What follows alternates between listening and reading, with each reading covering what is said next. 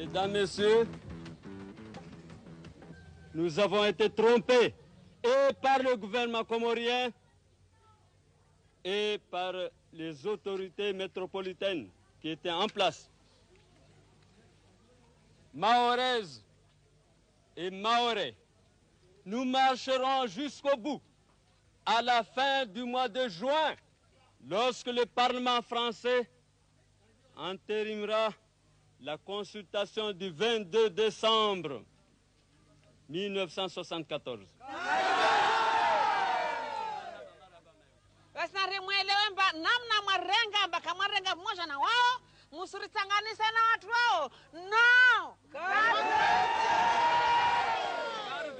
signifie nous n'en voulons pas de l'indépendance à la merde, à la con.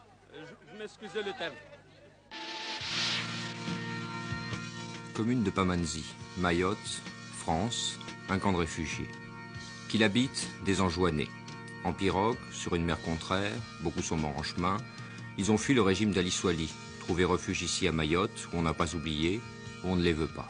C'est un problème délicat, c'est-à-dire que les Mahorais ne veulent pas voir ces gens-là qui, hier, critiquaient les Mahorais. Ces mêmes gens faisaient partie, hier, des gens qui étaient dans le gouvernement de M. Abdallah et qui faisaient la loi à Mayotte et qui ont fait des exactions aux Mahorais. Alors, les Mahorais, aujourd'hui, ne veulent pas du tout voir ces gens-là qui hier, les menaçaient et qui les licenciaient. Adrien Giraud, l'un des hommes forts de l'île, exprime l'opinion de toute la population. Le gouvernement, en l'occurrence le préfet, a dû imposer l'accueil. Les Mahorais comprennent le problème des Anjouanais sur le plan humain. Mais ces gens-là viennent, pour des raisons politiques essentiellement, fuient le régime et viennent se réfugier sur une terre de liberté, sur une terre d'asile. Et je dis toujours aux Mahorais qu'ils doivent respecter la loi française, qui accepte le droit d'asile et qui accorde le droit d'asile à ces gens-là qui sont vraiment malheureux, traumatisés. 5 jours après, un coup d'État renversé à Ali Soili. 300 Anjouanais au moins ont transité par le camp. Une centaine, peut-être plus, saura-t-on un jour, ont péri en mer lors de leur fuite. Des étudiants ont détourné un avion. Nous sommes venus dans ce cas ici en avion. On a détourné l'avion. Nous sommes partis de Moroni, qu'on allait en juin. On avait préparé ça pour aller en juin. Puis en cours de route, on a détourné l'avion pour Mayotte. Et quand vous êtes arrivé à Mayotte, vous avez eu des problèmes avec les autorités? Oh, pas beaucoup de problèmes avec les autorités parce que c'est une question de sécurité ici.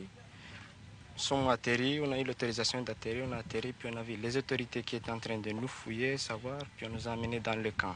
Vous êtes dans le camp depuis 28 jours, mais ici, vos camarades, il y en a qui sont là depuis très longtemps, plus longtemps. Oui, il y en a qui sont là depuis 3 mois. Et ici, là, vous êtes derrière des barbelés. Vous n'êtes pas gardés, je veux dire, c'est pas... Oui, nous sommes... Comment ça se passe? C'est pourquoi? Nous sommes ici parce que... Pourquoi vous êtes derrière des barbelés? Nous sommes derrière les barbelés parce que les Mahorais surtout, on a des difficultés avec. Alors on ne sait pas ce qui va se passer. Nous sommes en train les Mahorais, donc, n'aiment pas les Anjouanais, les grands Comoriens? C'est pas qu'ils n'aiment pas, mais c'est un problème de sécurité aussi parce que nous sommes venus ici, les Mahorais eux-mêmes ne sachent pas qui nous sommes surtout, et puis ils se méfient. Après le camp, ça sera quoi? Ça sera où? On ne sait pas où ça sera, mais nous sommes ici, mais avec l'idée de libérer notre île, quoi que ce soit. Concrètement, vous avez quitté Anjouan, pourquoi? Vu l'empêchement de la liberté individuelle, la nationalisation des biens des peuples, la destruction des cultures vivrières et autres, la répression, représailles volontaires suivies de la tuerie des Anjouanais effectuées depuis la proclamation de l'indépendance des Comores. Vous parlez de tuerie, qui tue qui? C'est l'armée révolutionnaire d'Ali Soili. Qui vient d'où? D'Anjouan? De la Grande Comore, de la Grande Comore. Est-ce que je peux vous demander si vous aviez voté quand il y a eu le référendum, si vous aviez voté pour l'indépendance? Ça, je peux dire oui. Mais nous n'avons pas su que ça sera géré par le régime fascisme présidé par Ali Soili. On dit que ce sont des jeunes aussi qui dirigent le pays.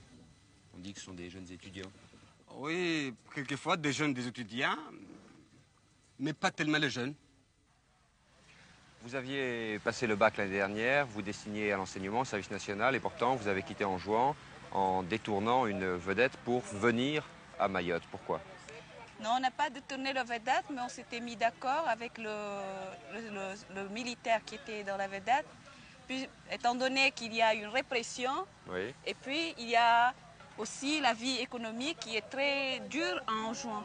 Les gens sont très réprimés, il y a même des fusillades, je crois que vous êtes au courant du dernier fusillade. Et aussi, c'est que la vie est très difficile, surtout la destruction de l'agriculture en Anjouan. Ce qui frappe un petit peu, c'est qu'il n'y a que les jeunes qui s'en vont d'Anjouan. Dans ce camp, il y a 200 jeunes. Est-ce que vous êtes seul à protester contre le régime d'Ali Soleil ou est-ce que la population suit aussi? Non, la population suit aussi, mais la population, je crois que la population est très faible, mais aussi, vu les conditions où elle vit, elle n'arrive pas à se révolter puisqu'il y a les militaires. Tout est politisé en Anjouan et aussi tout est militarisé là-bas. Il n'y a pas d'autre solution que renverser Ali Soleil, parce que le peuple de Comores en a marre de la répression. Ali Soleil, renversé, abattu lundi dernier au cours d'une tentative d'évasion. Le problème des réfugiés est aujourd'hui réglé par le coup d'État, mais il a bien secoué Mayotte, montré une nouvelle fois l'antagonisme avec les Anjouanais. On ne doit pas ne pas en tenir compte. 1000 piastres, c'est le prix qu'a payé la France en 1843 pour acheter Mayotte à un sultan vendeur volontaire.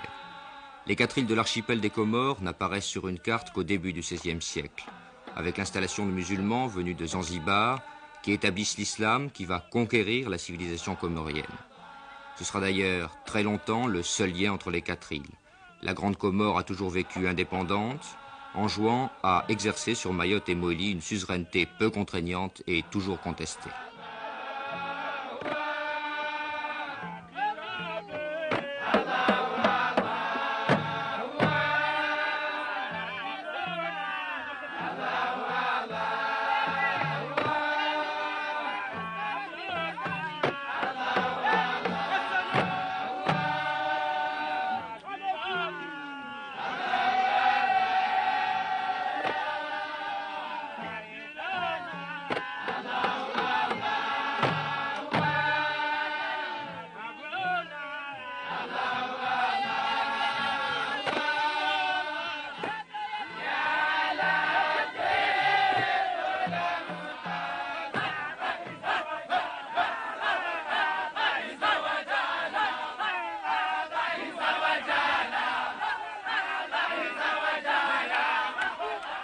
Au début du XIXe siècle, les voisins malgaches font de fréquentes et meurtrières incursions vers les îles.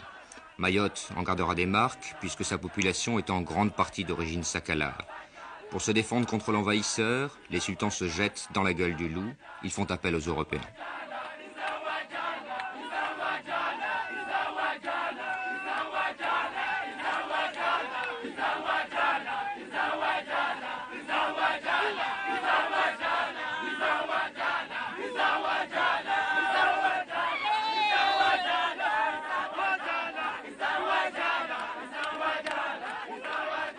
Nos marins avaient très vite repéré les extraordinaires possibilités d'abri du lagon de Mayotte. Après l'achat, les sultans d'Anjouan protestent de leurs droits avant de signer finalement leur renonciation. C'était il y a 135 ans, Mayotte déjà se singularisait du reste des Comores. Un demi-siècle plus tard, la France établira son protectorat sur Anjouan, la Grande Comore et Moélie.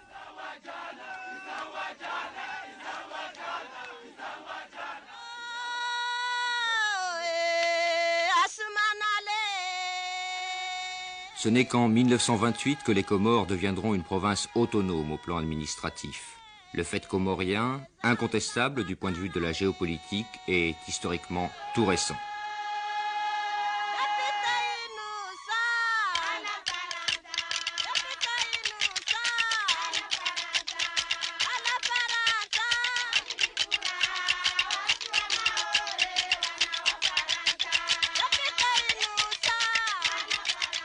Après 135 ans de colonisation, Mayotte seule est toujours française.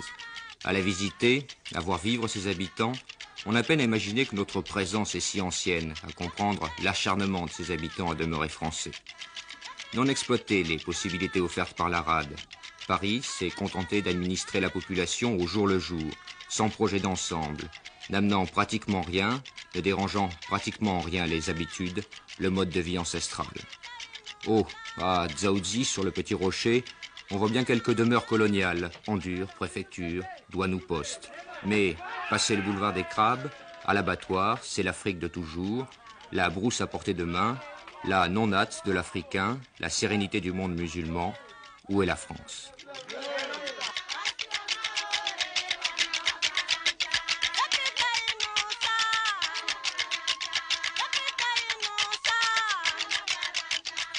En 1958, consultés comme toute l'Afrique par référendum, les Comoriens refusent l'indépendance et choisissent un statut de Tom, dont on admet qu'il évoluera vers une certaine autonomie interne. À l'époque, Dzaoudzi, à Mayotte, est toujours capitale de l'ensemble, mais les deux grandes voisines demandent déjà le transfert. Ce sera le détonateur. Le fait est qu'en décembre 58, déjà, il y a 20 ans, les conseillers mahorais à l'Assemblée territoriale déposent leur première demande en faveur de la départementalisation. Intérêt bien compris de quelques notables, certainement. Le transfert de capital verrait l'exode de l'administration, principal employeur, bâtisseur, consommateur, et avec les fonctionnaires, fournisseurs d'emplois annexes. En 1961, malgré de nouvelles démarches réclamant déjà de pouvoir le moment venu décider, en toute indépendance de leur avenir, une nouvelle loi consacre l'unité. En 62, le transfert de capital commence à s'effectuer, l'administration plie bagage, les fonctionnaires locaux suivent, les femmes entrent en scène. Zélia Mérès, est-ce que je peux vous demander ce qui a conduit les femmes de Mayotte à prendre en main leur destin, et ceci depuis 20 ans? Et celui qui a commencé le mouvement maoré, on a notre grand-père, il s'appelle le vieux Naouda. Il a commencé le mouvement maoré depuis 1958. On a perdu le vieux Naouda, le mouvement maoré était tassé. Et puis le transfert du capital de Moroni, et les femmes ils ont commencé à... Mais ça fait très très longtemps alors que les Mahorais, les Anjouanais, etc. ne s'entendent pas. Oui, ça fait le temps de Mahomet, d'Anjouan, de Moroni, Mayotte. Ils ne s'attendaient pas déjà, mais à cause de les îles qui sont tout près, les gens quand même, ils rentrent dans les îles, les autres ils viennent de Mayotte. Mais depuis le temps, siècle, ils ne s'attendaient pas bien ces gens-là. Oui, et alors ces dernières années, quand le gouvernement des Comores est allé de l'autre côté, est allé en Moroni, à ce moment-là, le mouvement mahorais a repris de la Oui, vigueur. voilà, c'est dans ces temps-là, le mouvement mahorais a repris la deuxième fois le mouvement mahorais. Et ils ont commencé, quand c'est commencé par les femmes. Oui, ce sont les femmes qui ont pris la tête, pourquoi? Et les femmes, parce qu'ils avaient pensé que leur famille, ils sont tous partis à Moroni.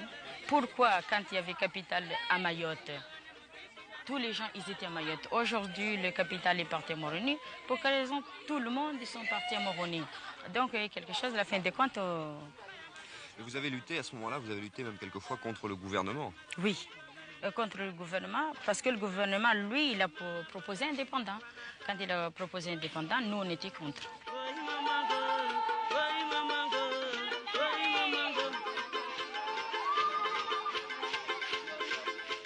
Toujours en première ligne, drapeau français en tête, les femmes ne cesseront de manifester leur volonté.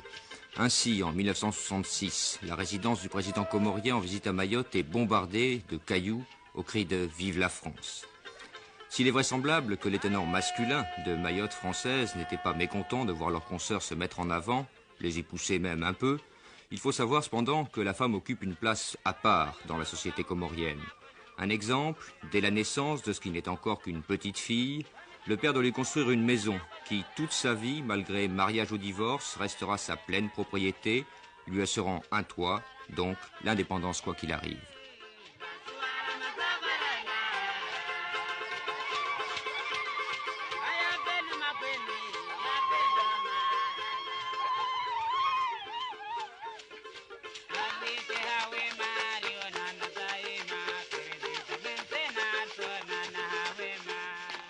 Aujourd'hui, les chefs historiques président encore aux destinées de Mayotte, mais quelques jeunes sont prêts à prendre la relève.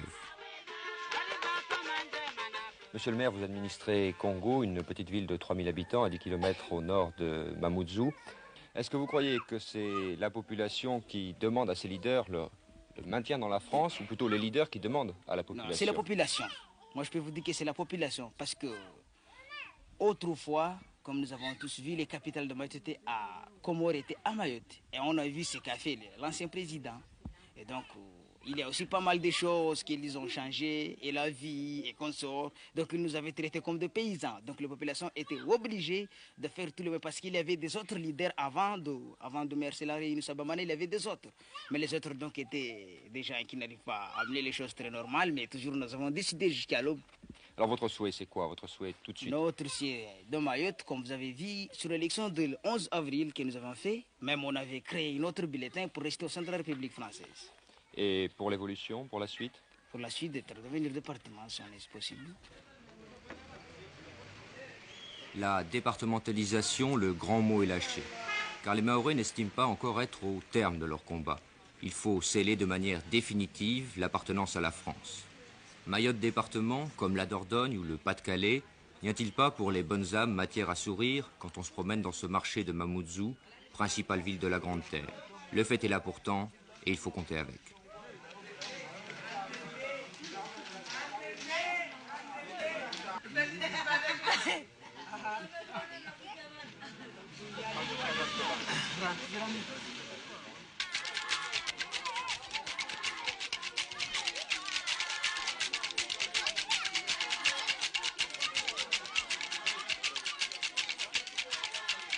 Aux dernières élections législatives, il y avait 2 candidats à la députation, 2 Mahorais qui auraient volontiers cédé leur place à un représentant métropolitain d'envergure nationale, ayant ses grandes et ses petites entrées au Parlement et dans l'administration. Paris, pour des raisons diplomatiques évidentes, n'y était pas favorable. L'affaire ne s'est finalement pas faite. Younusa Bamane, un ancien instituteur, combattant de longue date du mouvement mahorais, a été très largement réélu. Comme son adversaire, il milite pour la départementalisation, qu'au terme de la loi, le Conseil général mahorais pourra demander à partir de 1979. À peine revenu après son installation au Palais Bourbon, il était fêté par les femmes, encore elles. Monsieur le député, bonjour, vous revoilà au pays. La semaine dernière, vous étiez encore à Paris, cela fait vraiment une rude transition Paris-Mayotte, se retrouver dans ce pays qui finalement n'a pas grand-chose à voir avec la vie parisienne. Est-ce que vous ne pensez pas, vous qui militez pour la départementalisation, donc pour l'assimilation totale de Mayotte à la France, que cela risque de détruire des structures que vous avez établies, qui sont établies dans ce pays? J'ai milité pendant 20 ans pour que Mayotte reste française. Et je suis très optimiste et je pense que Mayotte restera française. C'est cela, mais ne pensez-vous pas que notre mode de développement, notre civilisation occidentale, risque de causer des dommages à l'équilibre qui existe dans la population mahoraise? Oui, je comprends très bien. Et c'est pourquoi, à l'époque, je crois en 1976, j'avais estimé qu'il nous fallait non pas 3 ans d'essai, mais 5, pour que les Mahorais puissent voir comment fonctionne un département. Et les Mahorais du jour au lendemain ne soient pas dégoûtés de... Je vais vous prendre un exemple, monsieur le député. La civilisation française est une civilisation de profit. La civilisation mahoraise est une civilisation où l'argent n'existe pratiquement pas, où on échange, où on vit au jour le jour. Et pourquoi dites-vous que la civilisation de Mayotte n'est pas une civilisation d'argent? Peut-être qu'on n'a pas créé ici le besoin d'argent, mais ça vient. Et vous croyez qu'il faut le créer, que c'est bon de le créer? Pas tout de suite. Et ça viendra, qu'on le veuille ou non. L'évolution se fera. Et vous ne croyez pas que ça va causer des dommages à la société, à Si l'équilibre? tout va doucement, bien calculé, en harmonie aussi bien avec les responsables métropolitains que les élus locaux, et les Mahorais, si les Mahorais participent pleinement, tout pourra réussir. Quand on se promène tout de même dans ces petits villages de Mayotte, on est surpris de ce mode de vie tranquille qu'ils ont. Et moi, je ne vous le cache pas, on a peur. Vous avez peur. Et les Mahorais ont peur de quoi? De se développer, d'avoir une petite maison, de l'eau, l'électricité, à petite échelle, évidemment. Qu'est-ce qui vous effraie? Qu'ils ont eu du mérite à demeurer français. La loi de 61 fixait l'unité des Comores. La déclaration de 73, qui prévoyait l'accession à terme à l'indépendance, l'a confirmé. À Paris, on ne se passionnait pas pour la question, on penchait pour une décolonisation de l'ensemble.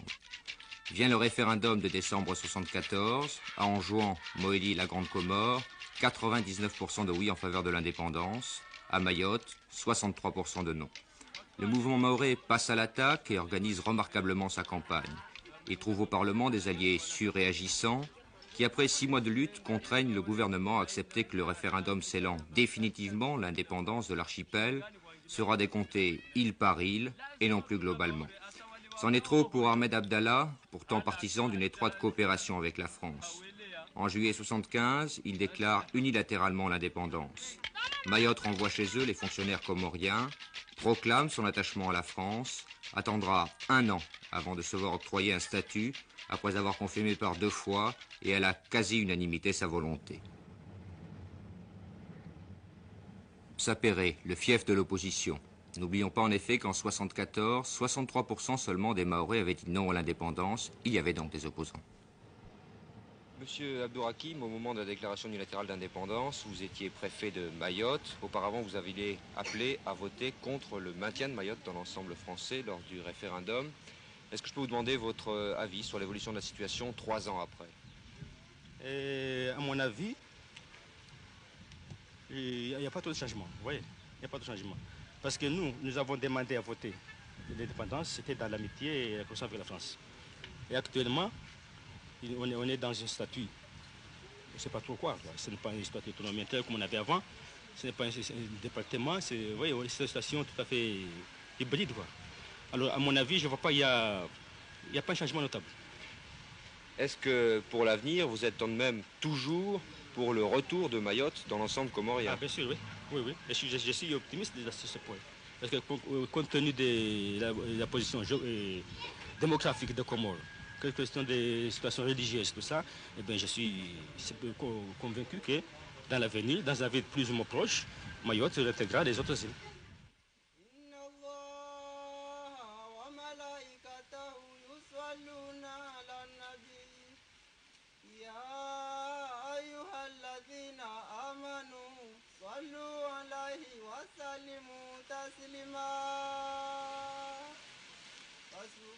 Monsieur Abdourakim y faisait allusion. L'islam rapproche indiscutablement les îles de l'archipel, encore que Mayotte se singularise, encore une fois, en appliquant de manière beaucoup plus lâche les préceptes du Coran. Pourtant, la première mosquée des Comores a été construite ici, à Tsingoni, un petit village de brousse. 5 siècles après, elle attire toujours les fidèles pour la grande prière du vendredi.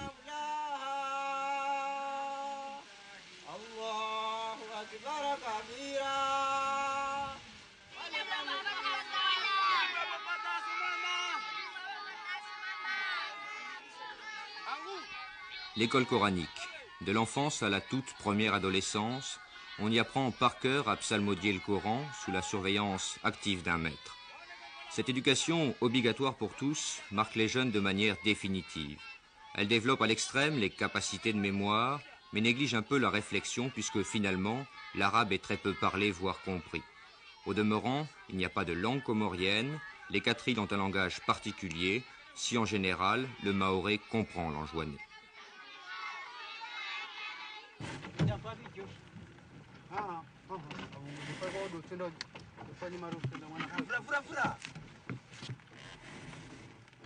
Entre la Grande Terre, où habite la majorité des 50 000 habitants de l'île, et la Petite Terre, à Dzaoudzi et Pamandzi, et qui accueille les services administratifs, le seul moyen de communication est le bateau. Des bacs rapides assurent un incessant balai, mais ces magnifiques boutres n'ont pas disparu. Adrien Giraud, est-ce que le développement économique de Mayotte correspond aux espoirs que vous aviez fondés? Le développement économique de Mayotte n'a commencé en réalité que depuis 2 ans. Parce que ce n'est que ces 2 dernières années que vraiment nous avons eu des crédits, mais les autres années, c'est-à-dire les 135 ans écoulés, nous n'avons jamais eu de crédit pour faire le développement économique de Mayotte. Est-ce que vous croyez que la population, dans son état actuel de développement, est apte à suivre ce choc qui risque d'arriver? Moi, je ne pense pas que c'est un choc parce que la population attend quand même, étant donné qu'elle a fait un choix fondamental en choisissant la France, que beaucoup de monde dénigre en disant que la France est impérialiste, la France est colonialiste. Je ne pense pas. Parce que si les Mahorais ont choisi de rester avec la France, c'est parce que la France leur apporte d'abord la liberté, c'est quelque chose de très important pour les Mahorais, et que aujourd'hui nous constatons même que les mêmes personnes qui hier nous disaient que nous avons fait un mauvais choix, ces mêmes personnes viennent prendre refuge chez nous. Ceci, je vais dire, les Anjouanais, qui viennent en pirogue et qui risquent leur vie et viennent prendre refuge chez nous. Alors je crois que les Mahorais ont fait un très bon choix en choisissant la France. On dit que Mayotte, c'est 3 personnes, vous, Adrien Giraud, le sénateur et le député, 3 personnes qui en profitent et qui font Mayotte. Et de ce côté-là, je vous répondrai par une simple question. Est-ce que la France appartient à M. Chirac, à M. Mitterrand ou à M. Marchais? Est-ce que l'étranger, l'extérieur, c'est-à-dire en particulier l'Afrique, font toujours peser des menaces sur l'avenir politique de Mayotte? Je suis très étonné de voir que certains chefs d'État s'occupent des problèmes de Mayotte et des problèmes intérieurs de la France, parce que Mayotte fait partie intégrante de la France, et je ne comprends pas pourquoi M. Bongo ou M. Kadhafi s'occupent des problèmes intérieurs de la France. Est-ce que le président de la République, M. Valéry Giscard d'Estaing, s'occupe des problèmes du Gabon ou des problèmes de Tripoli? Je ne comprends pas absolument. Plus près de vous, peut-on attendre une coopération avec les Comores, avec l'État des Comores? Ce n'est pas avec Mayotte. S'il y a coopération un jour, ça sera les Comores avec la France, parce que Mayotte appartient intégralement à la France. Ça fait partie intégrante de la France. Pour les leaders du mouvement mahorais, il n'y a donc pas d'alternative au maintien dans l'ensemble français. La politique passe donc aujourd'hui au second plan. La priorité, c'est le développement économique. Le développement économique, c'est celui de l'infrastructure. Tout y est à faire, car rien ne l'avait été. Depuis 2 ans donc, l'administration s'est attelée à la tâche. Imaginez qu'il y a 15 ans, il n'y avait pas, à Dzaoudzi et son kilomètre-carré mis à part, de route goudronnée à Mayotte. Qu'il y a 1 an, la petite terre seule avait l'électricité. Qu'il n'y avait rien pour stocker le carburant. Qu'il n'y avait pas de port et que les gros bateaux devaient décharger en rade. Incontestablement, la nouvelle situation de Mayotte va et permet déjà d'apporter des remèdes à ce sous-développement criant. L'administration, cette fois, paraît prendre les choses par le bon bout. Point de somptuaire, point de précipitation, du solide.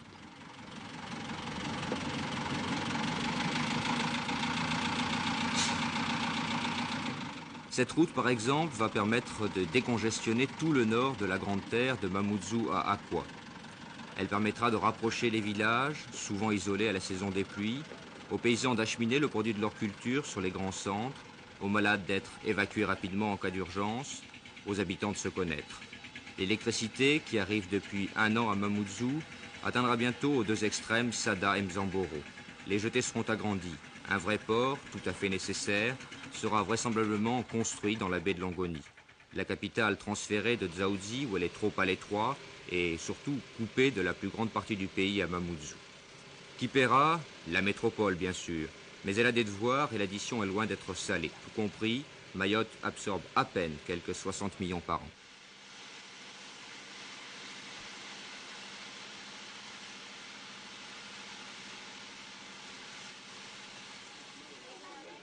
Un bouleversement dans la vie de la société mahoraise, assurément. La répartition de la manne n'est pas sans créer des rivalités entre les communes. On trouve que ça ne va pas assez vite. Alors il faut aller partout, expliquer et expliquer encore, comme le fait ici Younoussou Bamana à Kanikele, un petit village complètement isolé. Est-ce qu'on sent tout de même des progrès depuis 1 an et demi, 2 ans? Depuis 1 an et demi, 2 ans, oui. Mayotte est quand même un village, un pays essentiellement agricole. Et le service d'agriculture qui vient d'être mis en place commence déjà à réveiller un peu les Mahorais, quoique l'effort entrepris n'est pas encore au point. Mais on croit pouvoir y arriver très prochainement. Vous trouvez qu'on fait assez des 2 côtés, du côté mahorais et du côté parisien? Les Mahorais ont voulu rester français. Mais j'avoue que les crédits, les demandes ne sont pas satisfaites. Mais dans certains secteurs, comme la santé par exemple, nous sommes assez contents. 500 mg de nilatine répartis sur 5 jours. Il faut décidément beaucoup d'imagination pour concevoir que Mayotte est française depuis 135 ans.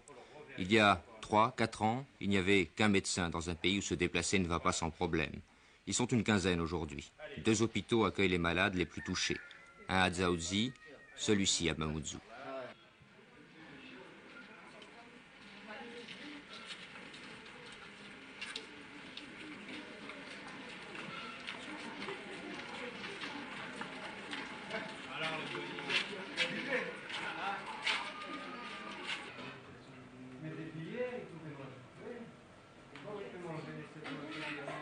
La grande nouveauté, le plus important certainement, c'est la médecine de secteur.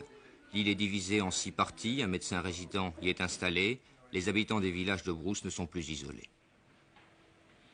En règle générale, vous visitez les habitants de votre secteur suivant quelle périodicité?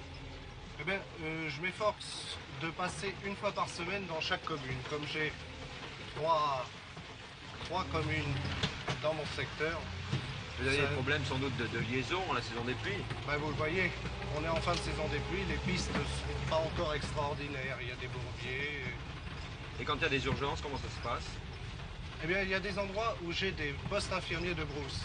Et à ce moment-là, l'infirmier qui voit en premier l'urgence me fait prévenir. Et si le village est accessible par la piste, j'envoie ma voiture qui va chercher le blessé pour soit me l'amener, soit l'emmener vers l'hôpital de Mamoudzou. Il y a plusieurs problèmes qui se posent à Mayotte. Le premier, c'est certainement le paludisme. À côté du paludisme, on trouve de la tuberculose, de la lèpre. On trouve aussi énormément de parasitose intestinale, 85% de la population. Et puis, bien sûr, à côté de ça, toute la pathologie qu'on trouve à peu près partout. Est-ce qu'on trouve de la malnutrition? On ne trouve pas de dénutrition, mais on trouve effectivement un petit peu de malnutrition à Mayotte. En plus de votre activité propre de médecin qui soigne, qui cure, vous avez un champ d'activité beaucoup plus étendu. Oui, c'est évident. Je couvre tout ce qui a plus ou moins un rapport avec l'hygiène et l'éducation sanitaire sur mon secteur. Je couvre la lutte antipaludique, donc, et une équipe de démoustiqueurs. Je m'occupe de surveiller que les lépreux et les tuberculeux prennent leur traitement en même temps que j'essaie de dépister les nouveaux cas. Ensuite, il y a tout le gros secteur du développement de l'hygiène et de l'éducation sanitaire. Sans doute le secteur capital. C'est certainement le secteur capital et c'est là qu'il y a le plus de travail à faire, si vous voulez, auprès de la population. Elle a été piquée parce qu'il Ces femmes, ces enfants, ce besoin, voilà sans doute pourquoi la majorité des Mahorais veut rester française. L'un de ceux qui a le plus lutté pour cela est certainement Marcel Henry, l'actuel sénateur. Nous l'avons rencontré sur la Petite Terre, au-dessus du boulevard des Crabes, la route qui relie Dzaoudzi à Pamandzi. Monsieur le sénateur, un combat pour Mayotte française que vous menez depuis 20 ans, un combat difficile? Il a été difficile parce qu'il a duré longtemps, comme vous dites, il a duré 20 ans, et puis l'issue en est restée incertaine jusqu'au dernier moment. Un combat contre qui? Eh bien, c'était un combat contre les autorités comoriennes, d'une part, et puis contre la pression des États africains qui s'exerçaient à Paris à un niveau très élevé, et puis aussi contre une certaine tendance hostile qu'il y avait à métropole. Le combat, votre combat, celui du député actuel, Younous Soubamana, celui d'autres personnalités de Mayotte ou celui de tout Mayotte? Non, c'est le combat de la population de Mayotte. Dans ce combat, nous avons été seulement les porte-parole de la population.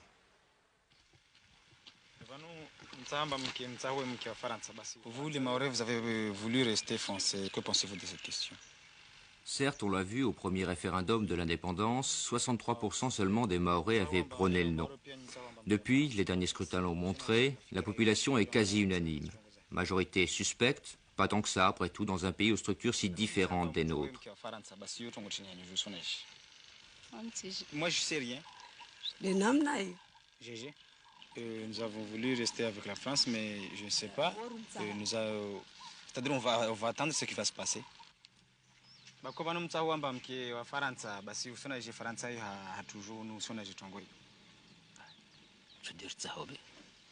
C'est ce que nous avons voulu. Je pense que depuis que la France est là, nous sentons que notre vie est libre. Nous avons voulu rester avec la France pour que notre pays soit développé. On est à peu près libre parce que on attend dire ce qui s'est passé dans les 3 îles comoriennes là-bas.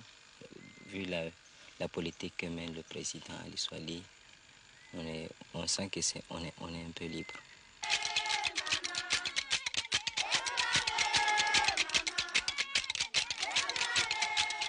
Des danses encore, partout, à Sada, Pamandzi, Jago ou Tsangabois, elles nous accueillaient. Drapeaux, colliers de frangipanier, ou d'ylang-ylang, chants, les femmes encore, la nouveauté de la télévision, tribune politique, oui, mais avant tout l'accueil, les danses, les femmes rythment la vie à Mayotte.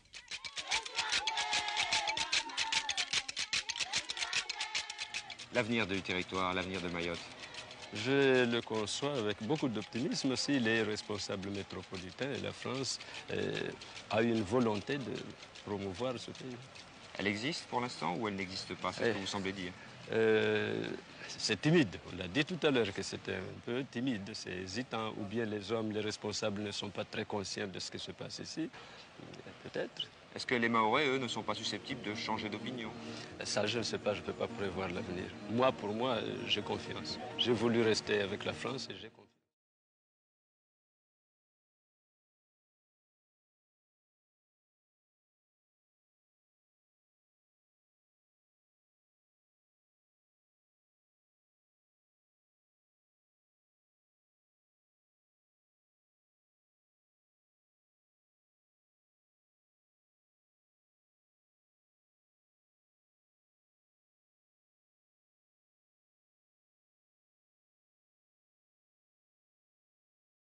La jeunesse a un énorme potentiel, d'énormes besoins. Le taux d'alphabétisation est un des plus faibles du monde. Mayotte, de plus, a été pratiquement laissée à l'abandon depuis le début des années 60. Il faut aujourd'hui remonter la pente. Manque de locaux, de cadres, contraintes de l'isolement des villages, poids de la religion, c'est peu dire qu'affirmer que le français n'est pas la langue maternelle. L'effort est certain, on s'adapte aux moyens et tente de s'adapter à la réalité de la vie mahoraise. Nos schémas de pensée ne sont pas ceux d'ici, nos besoins non plus. L'œuvre sera de longue haleine. On dit qu'il est multiplié par 2 parce qu'il y a 2 côtés qui sont égaux.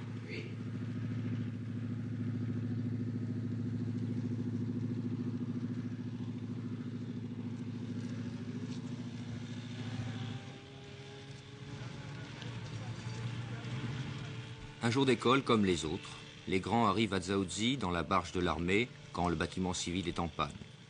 1 heure plus tôt, c'était le mouvement inverse.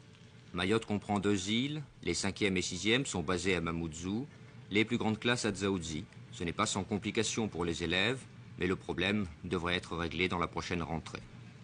Pour l'instant, il n'y a pas de terminale, le bac, quand on y arrive, on le prépare à la réunion. Ici, comme partout ailleurs, plus en raison du retard et du nombre, la jeunesse s'interroge.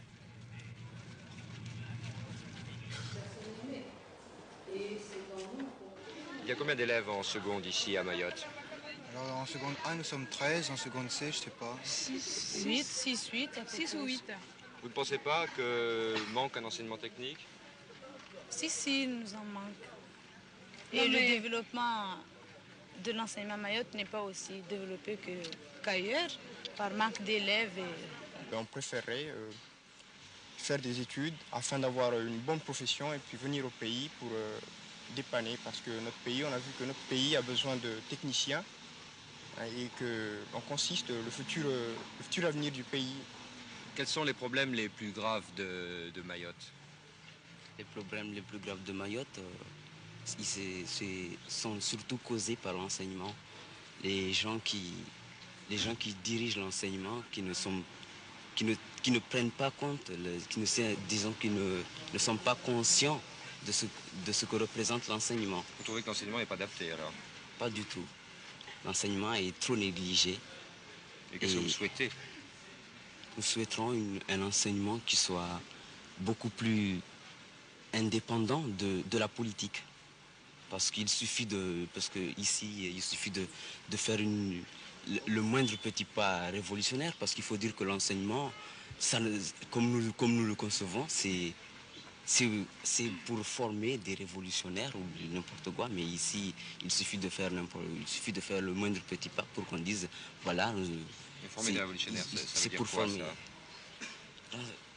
Je veux dire former des révolutionnaires, des gens, parce qu'à Mayotte, actuellement, les dirigeants qui sont, disons, des femmes, parce que c'est pas du tout normal de voir des femmes être, surtout, nous sommes, disons, presque primitifs. Et quand il faut que ce soit des femmes qui décident des choses. Avec le temps, j'espère, pas dans les 5 prochaines années, mais avant, faire un collège technique. Le manque de techniciens, il est particulièrement criant. Dans l'agriculture, par exemple, capitale ici puisqu'elle constitue la seule ressource. Mayotte est peu peuplée, sa terre riche. En améliorant le système de culture, encore archaïque, l'autosuffisance pourrait être une réalité. C'est d'ailleurs la direction vers laquelle travaille en priorité l'administration, qui sait que la seule richesse de l'île est ici. L'école d'agriculture a ouvert ses portes à la dernière rentrée. On y inculque les données de base et surtout les élèves seront suivis à leur sortie. Des terres et du matériel leur seront pratiquement donnés. Leur exemple, espère-t-on, fera tache d'huile.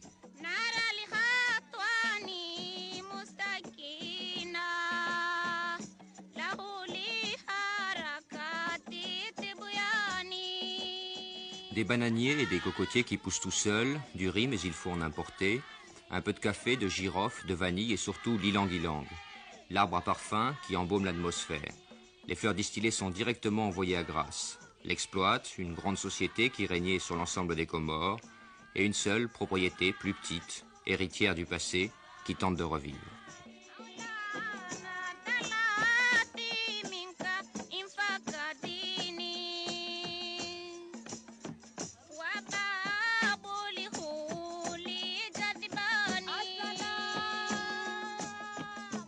Kangani, la propriété d'Achery, à 15 km environ au nord de Mamoudzou, une propriété qui appartient à la famille depuis 1883. À l'origine, elle comptait 480 hectares, aujourd'hui 240. Est-ce que de telles propriétés sont encore rentables? Est-ce qu'on peut s'en occuper aujourd'hui? On peut s'en occuper, mais sous forme de métayage, à cause de l'augmentation du SMIG, qui est passé en moins d'un an de 0 francs 44 centimes de l'heure à 2 francs. C'est multiplié par 4. C'est multiplié par 4. Et évidemment, le cours des produits, lui, n'a pas bougé. Alors, pour pallier à cela, j'ai repris l'affaire sous forme de métayage et je viens de constituer une équipe avec des gens de Dzoumogné qui, au départ, me donnent satisfaction. Et je pense que ça devrait bien marcher. Est-ce que vous trouvez encore des gens pour travailler? Assez difficilement, ils préfèrent aller s'employer dans les bâtiments et aux travaux publics. Cette propriété à 240 hectares, qu'est-ce que vous exploitez? Nous faisons de l'ilang et puis alors des noix de coco que nous transformons en copra. Vous estimez que c'est rentable, qu'on peut en vivre? Bien menée, elle est rentable. Évidemment, il faudrait augmenter un peu les plantations. Mayotte a un avenir agricole? À mon avis, oui. Mais à condition, évidemment, que les Mahorais soient un peu plus courageux et se rapprochent un peu plus de la terre.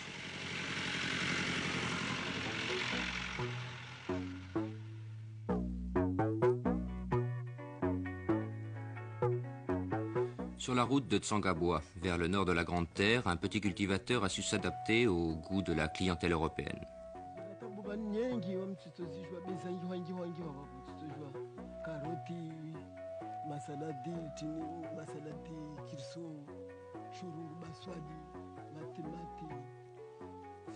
Il plante des tomates, oignons, radis, haricots.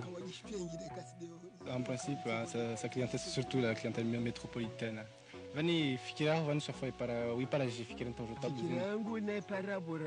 C'est bien sûr grâce aux conseils qui lui sont donnés par la radio. Il y a une émission qui a été créée, une émission agricole, qui lui donne des conseils et puis ça l'a surtout encouragé à planter.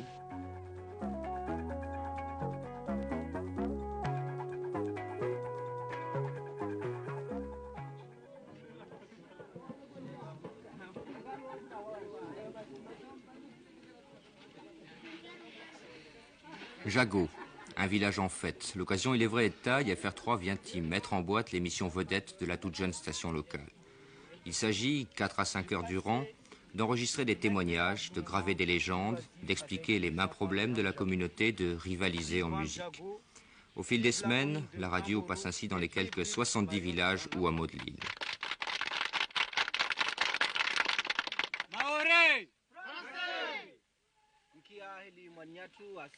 FR3 mène ici une politique pilote de service. On y traite à 80% en mahorais de planning familial, d'hygiène, d'agriculture, d'administration communale.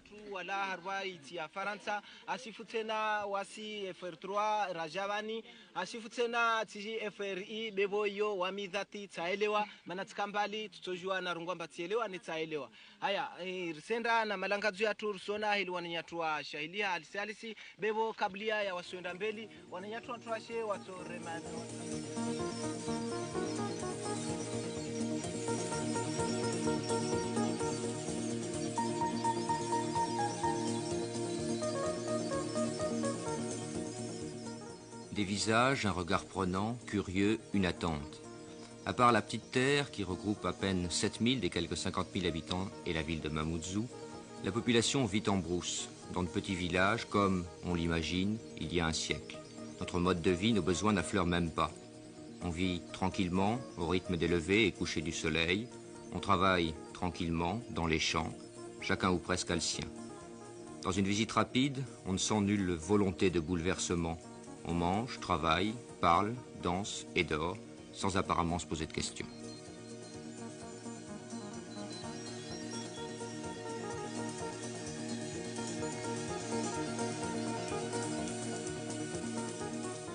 La place de France à Dzaoudzi, c'est encore le cœur administratif de Mayotte, une tâche à la mesure des besoins. Dans la conversation, on ne se cache pas les difficultés, mais on affirme vouloir faire ici ce qui n'a été nulle part ailleurs réalisé, réussir un développement harmonieux. Les moyens seront-ils suffisants? Les hypothèques politiques ne pèseront-elles pas? Jean Coussirou, premier préfet de Mayotte. Monsieur le préfet, sans même parler des Comores, la présence française ici à Mayotte est très discutée. Que répond Paris? Paris est parfaitement au courant des attaques qui sont lancées contre la France par les organisations internationales. Paris répond que les Mahorais sont maîtres de leur destin. Les Mahorais seuls jugent de leur avenir. Et la France restera à Mayotte tant que les Mahorais le souhaiteront. C'est une loi, de reste, une loi constitutionnelle qui veut qu'un territoire, une portion de territoire français ne peut être détachée du territoire de la République que si les populations y consentent. Les Mahorais ont exprimé à 2-3 reprises, au cours de référendums parfaitement légaux et parfaitement normaux, qu'ils souhaitaient rester français. Et pour l'instant, donc, la France restera à Mayotte. Si j'ai bien compris, la France laisse la porte ouverte à une évolution. Or, à partir du moment où il y aura départementalisation, l'évolution sera impossible. C'est-à-dire qu'effectivement, le cadre départemental est un cadre définitif au sein de la Constitution. Ça, c'est un problème qui doit être, encore une fois, tranché par les Mahorais, qui, dans 1980, répondront sur ce problème.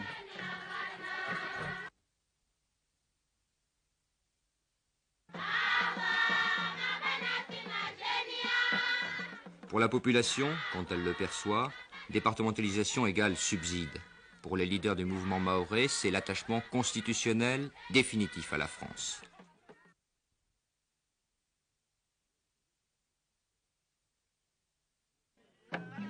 Mayotte aujourd'hui veut rester française, c'est incontestable pour la grande majorité de la population, sentiments et raisons mélangés, elle veut rester française mais aussi, surtout, ne plus revenir aux Comores.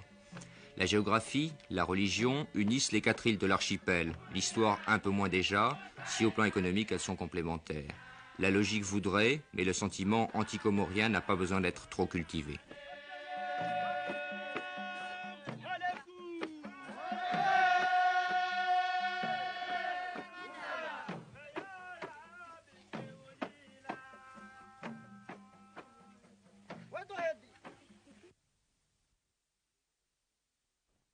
Le récent coup d'État, en permettant à Moroni de renouer les relations avec la France, ne va-t-il pas tout changer? On reparlera du problème de Mayotte. On entend déjà parler d'une solution confédérale, avec des liens unitaires peu contraignants. Ce serait une solution qui, sur le plan diplomatique africain, présenterait un avantage certain pour le gouvernement, embarrassé par ce problème mahorais. Mais la logique n'a rien à voir là-dedans pour l'instant. Les Mahorais ne veulent pas des Comores, ils veulent être maîtres de leur destin, et des constructions politiques n'y feront rien. Les femmes n'ont pas fini de danser.